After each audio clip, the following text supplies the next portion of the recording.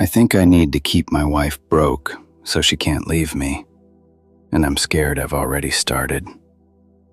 I've been up for hours, she's asleep, and I spent that whole time not thinking about how to make our life better, but about how to keep it exactly the way it is. Small, tight, just enough and never extra, because extra is dangerous now. I figured that out this year. For 8 years we were broke together, really broke, and I hated it, I did. But there was one thing about it I never said out loud, one thing I didn't even know I was leaning on. Broke, she couldn't go anywhere. Neither of us could. We were two people tied to the same sinking thing, bailing water side by side, and there's a closeness in that, a safety. She needed me and I needed her, and neither of us had the money to need anybody else. Then this year, a few things changed. Small things. Good things if you saw them from the outside. And every single one of them scared me, because every single one of them was a little bit of water draining out of the boat. And a boat that isn't sinking is a boat somebody can just step off of. I love my wife. I need that said before anything else. But somewhere this year, I started to want her stuck. And tonight I caught myself actually planning it. That's why I can't sleep. Let me tell you what changed. Because none of it is dramatic. That's the part that's eating me. First was the tax refund. Biggest one we've ever gotten, almost $4,000. We've never had $4,000 in our lives. And this year, because of how she filed, it went into her account, not the joint one, hers. I watched her look at that number on her phone, and she got this little look I hadn't seen in years. Not greedy, just steady, like the ground under her got an inch more solid. $4,000 is a first month, last month, and a small deposit. $4,000 is a woman who could sign a lease. I didn't say any of that. I said, "That's great, babe." And then I lay awake that night doing math on how to get that $4,000 spent. On us, on the apartment, on something for the both of us, quick, before it turned into the thing I was scared of. Not because we needed anything, because money in her account, and only her account, is a door. And I've been quietly trying to close doors all year. Then there's Denise. Denise is her friend from work, and 3 months ago Denise left her husband. And here's the thing that's been keeping me up more than the money. Denise is fine. She didn't fall apart. She didn't come crawling back. She got a little place, she's got a roommate situation. She posts pictures and she looks happy, lighter, like she set something down. And my wife can't stop talking about her. It's never pointed at me. She's not throwing it in my face. She just brings Denise up all the time now, this little wonder in her voice. Denise did it. Denise seems really good. I saw Denise today. She looks amazing. Every time she says it, something in me goes cold. Because for 8 years, the thing that kept us both in the boat wasn't just the money. It was the belief that leaving is a catastrophe, that you don't survive it, that broke people especially don't survive it. And Denise just proved, live, 3 feet from my wife, that you do.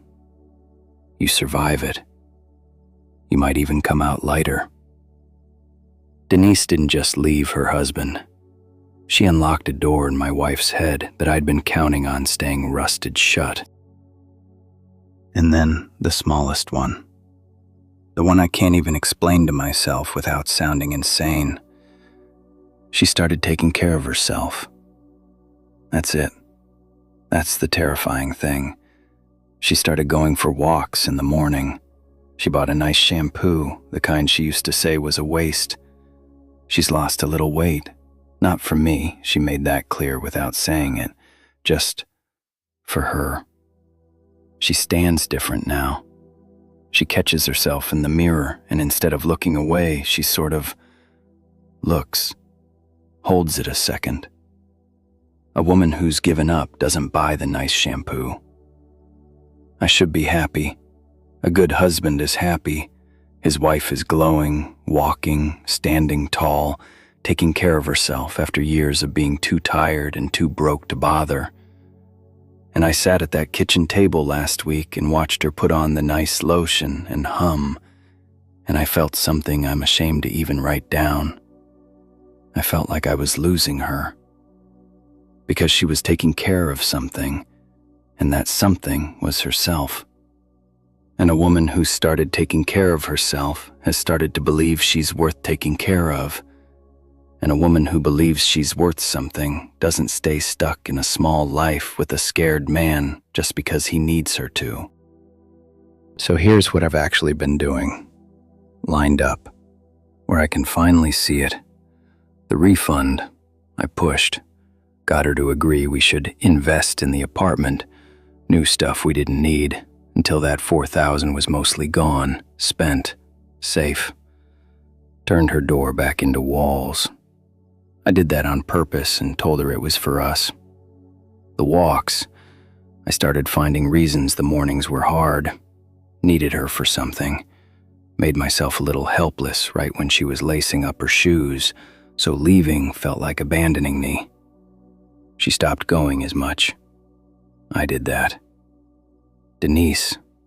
I started poisoning the well. Little comments. You don't know the whole story with them. Denise seems kind of lost, honestly. I hope she doesn't regret it. Planting the idea that Denise's freedom is actually sad, that leaving looks good on the outside and rots on the inside. I'm not yelling. I've never raised my hand. There's nothing she could point to and name.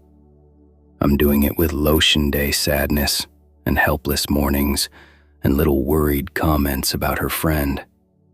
I'm patching every leak in the boat so it stays exactly heavy enough to hold her. And calling it love every single time. Calling it love. Here's the part I've never told a living soul. I don't believe anybody stays unless they're stuck. That's the rotten thing at the center of me.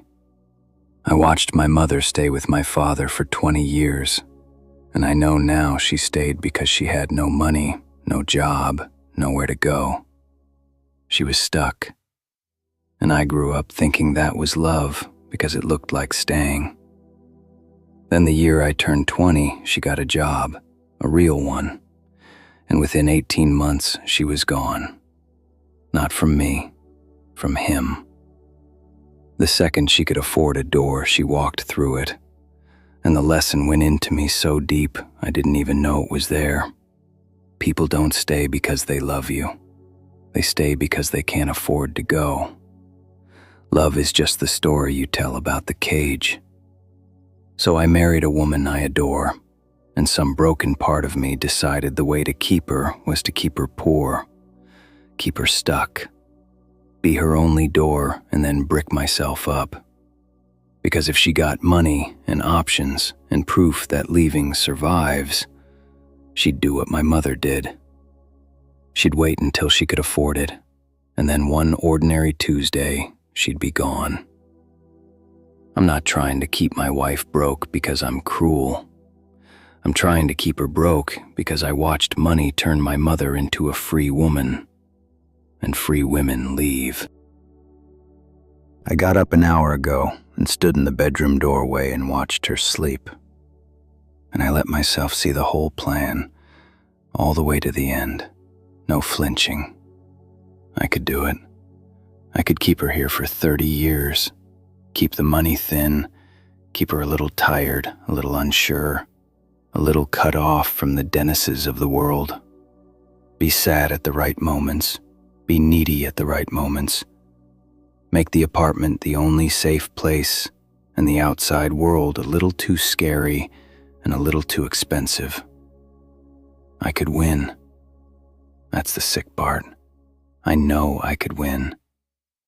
And I saw her at 60, still here, still mine, small and gray and quiet, in a life I kept 2 sizes too tight on purpose, never quite sure why she never went for the things she used to hum about. Safe, mine, and a little dead. The exact amount of dead it takes to make someone stay. I looked at that whole future standing in the doorway and I felt sick. Because part of me looked at her half alive and staying, and her fully alive and maybe gone, and reached, God help me, for the half alive one. I'd take her diminished over free. That's what I found in myself tonight. That's the man in the doorway. I want to say it's not me. That is just fear. That the real me is the good husband and this is some invader. But I've run out of night to lie in. It's me. The fear and me are the same person.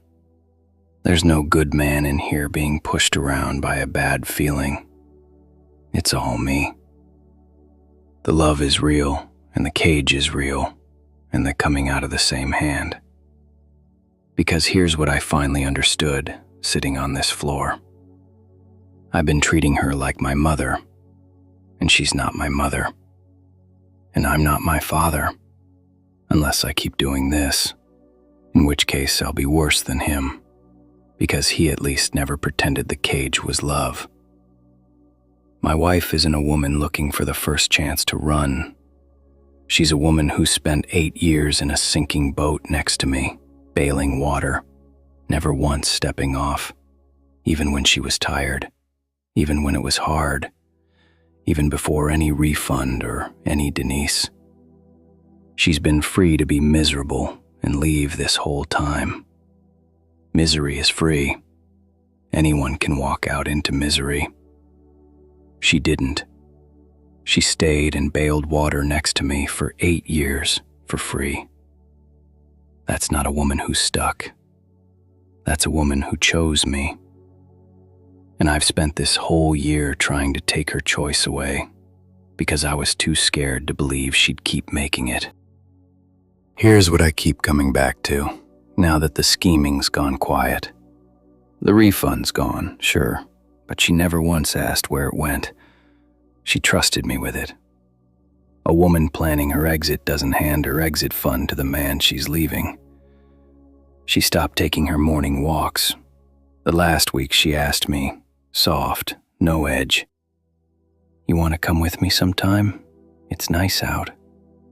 She wasn't walking away from me. She was trying to bring me along. And I was too busy being scared to hear it.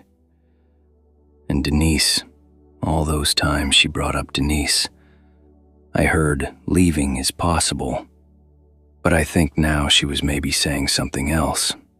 Maybe she was scared, watching a friend's marriage end and bringing it to me the way you bring a fear to someone you trust. Maybe Denise left her husband meant, "Hold me, that scares me, tell me we're okay." And every time I heard a threat and answered with poison. She's been reaching for me all year, with the walk, with the trust, with the fear about her friend. Reaching and reaching. And I've been so certain she was leaving that I never once noticed she was trying to hold on. The window's going gray. I've been up all night, and I'm not going to sit here and tell you I'm fixed. That kid who watched his mother walk out a door is still in me, and he's going to be scared again the next time she stands a little taller.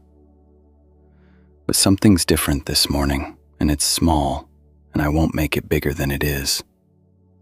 For a year, I've been doing math on how to keep her. Tonight, for the first time, I'm just grateful she's here. Not because she's stuck. She's less stuck than she's ever been. Her own money came and went through her hands this year. Her friend showed her the door works. She's stronger and lighter than she's been in ages. And she's still here, in our bed, 20 feet away. Not because she can't leave, She's figured out this year that she probably could, and she's still here. Which means for the first time in 8 years, I'm looking at a woman who's staying because she wants to. And it terrifies me, and it's the best thing I've ever seen, both at once. She's going to wake up soon, and I'm not going to be sad on purpose. I'm not going to be helpless on purpose. When she laces up her shoes, I'm going to lace up mine. I'm going to say, let's take that walk, the one you asked me for. Let's go. And I'm going to start being a place she wants to stay instead of a wall she can't get over.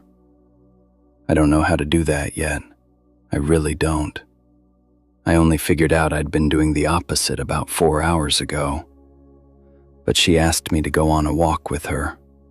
And this morning, I'm going to go. That's all I've got. One walk. But it's the first thing in a year I'll do to keep her that isn't a cage. I can hear her stirring. I'm going to go find my shoes.